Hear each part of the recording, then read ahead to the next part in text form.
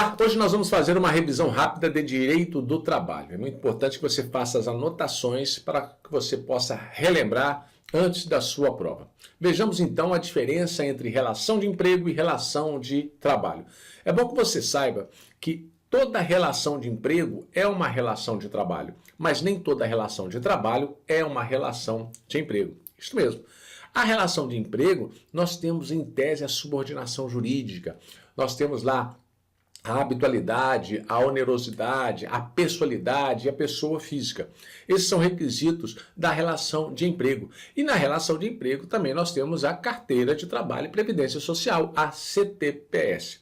Então vamos ver aqui qual que é a diferença entre relação de emprego e relação de trabalho. Relação de emprego é uma relação de trabalho, mas nem toda relação de trabalho é uma relação de emprego. Então, quando eu falo para vocês relação de trabalho, você tem que abranger a relação de emprego, mais relação de estágio, relação de trabalho autônomo, relação de trabalho avulso, relação estatutária de trabalho e a relação de empreitada. Com exceção da relação de emprego, as outras relações nós não teremos carteira de trabalho e previdência social. Essa é a primeira observação que você tem que ter em mente. Agora, quando eu falo em relação de emprego, nós temos que é a relação de trabalho subordinado, e eu já antecipo. Você tem que lembrar da palavra SHOP, ou SHOP. Subordinação, habitualidade, onerosidade, pessoalidade, tem que ser uma pessoa física. Esses são os requisitos, ou seja, os elementos, as características da relação de emprego. A relação de trabalho autônomo, como exemplo, podemos citar o representante comercial. Na relação de trabalho eventual, é aquele que eventualmente ele presta trabalho. Atenção que é diferente de relação de trabalho com habitualidade, ou seja, relação de emprego com habitualidade, aquele que vai trabalhar em tese uma vez por semana, ou de 15 em 15 dias, tem habitualidade, ou toda segunda-feira, ou toda segunda, terça, quarta, quinta e sexta. Aí nós já temos uma continuidade e que é a diferença da relação de emprego do doméstico. Na relação de emprego do doméstico, nós não falamos em habitualidade, e sim em continuidade. Para ser empregado doméstico, tem que trabalhar pelo menos 3 dias, mais de 2 dias, ou seja, 3 dias pelo menos durante a semana. Nós temos também a relação de trabalho avulso, que não tem vínculo empregatício, são serviços de natureza urbana ou rural definidos no regulamento. A Constituição Federal garantiu ao trabalhador avulso todos os direitos inerentes ao trabalhador regido pela CLT. Temos relação de trabalho voluntário, aqui não existe a onerosidade, não existe. Trabalho institucional, que é natureza estatutária, servidor público federal, estadual, municipal, desde que esse municipal não seja regido, não seja um empregado público. Relação de trabalho e estágio também não é empregado e por isso que eu falo que estagiário não tem férias, estagiário tem um recesso, estagiário não recebe 1/3 a mais de férias. Esse é um direito do trabalhador urbano e rural, bem como o trabalhador avulso, que ele vai ter esse direito. E temos relação de trabalho cooperativado, também que não haveria aí uma relação de emprego. E com a reforma trabalhista, nós temos agora uma nova figura que é o hipersuficiente. Regra geral, o direito do trabalho protege o hipossuficiente. É aquele que não tem condições de arcar, com as despesas do processo, ele está desempregado, nós consideramos ele como hipossuficiente. Mas existe agora o hipersuficiente. Ele é mais do que suficiente, em tese, para a CLT. E diz lá para nós que hipersuficiente é aquele portador de diploma de nível superior e que perceba salário mensal igual ou superior a 2 vezes o limite máximo dos benefícios do regime geral da Previdência Social.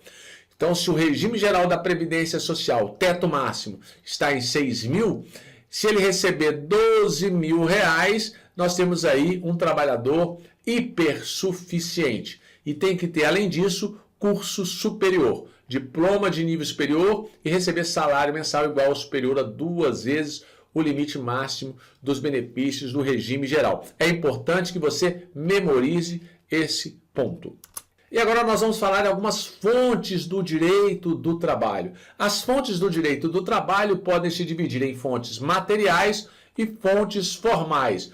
Quando nós falamos em fontes materiais, na verdade são os acontecimentos sociais, são os acontecimentos políticos, os acontecimentos econômicos e filosóficos que vão inspirar o legislador. Então, quando nós temos fontes materiais do direito, são os acontecimentos que vão surgindo no decorrer dos dias que vão se passando, dos anos que vão se passando. Então nós temos aí que a fonte do direito são os acontecimentos. Quando nós temos dos acontecimentos, é uma fonte material. Agora existem as fontes formais do direito. Quando nós falamos em fontes formais, são os instrumentos de exteriorização das normas jurídicas. Exemplo, nós temos as reivindicações dos trabalhadores, querendo o quê? Mais direitos trabalhistas. E essas reivindicações também ocorrem por parte dos empregadores, na forma de pressões das empresas para reduzir ou flexibilizar os direitos trabalhistas. E aí nós podemos falar em duas fontes formais do direito do trabalho. A primeira seriam heterônomas e também teríamos as autônomas. Então, duas fontes formais do direito do trabalho, heterônomas e autônomas. E o que seriam as fontes formais heterônomas?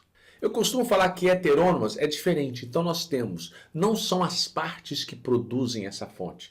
Essas fontes são produzidas por um terceiro. Exemplo, quando nós temos uma lei criando um direito para o trabalhador, essa lei foi criada pelo Congresso Nacional. Então não são as partes que criam esse direito. Por isso que eu falo que as leis, Constituição Federal, as normas, regulamentos de empresa, em tese, são normas formais, são fontes formais do direito do trabalho, mas são heterônomas. Quando as partes criam os direitos, as próprias partes criam os direitos, aí nós temos fontes formais autônomas. Exemplo de fontes formais autônomas são os acordos e as convenções coletivas de trabalho. Isso mesmo, as negociações coletivas. Quando nós falamos em negociação coletiva, você tem que lembrar, ou é uma convenção coletiva de trabalho, ou nós temos um acordo coletivo de trabalho. E o que seria convenção coletiva de trabalho? Você associa pelas duas letras iguais. Então eu tenho o sindicato de um lado, sindicato dos empregados, e do outro lado eu tenho o sindicato dos empregadores. E o acordo coletivo de trabalho? Eu tenho agora só uma letra C. Então eu tenho o sindicato dos empregados e do outro lado uma ou mais empresas firmando uma negociação coletiva. Então, o que é negociação coletiva? Ou é acordo ou é convenção. Agora, existe outra situação também que são produzidas pelas partes, que são os costumes.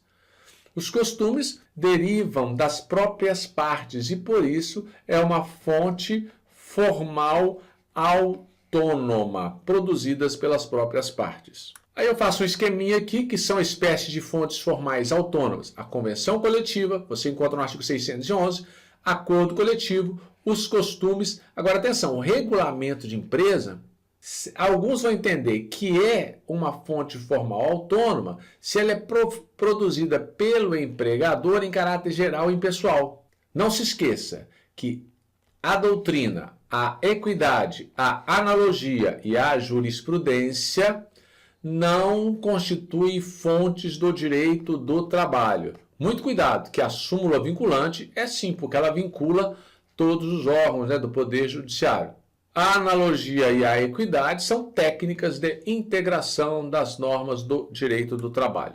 Em regra, com relação à hierarquia das fontes normativas, no direito comum, nós temos em primeiro a Constituição, depois emendas constitucionais, leis complementares, leis ordinárias, leis delegadas, medidas provisórias, decretos e outros atos normativos.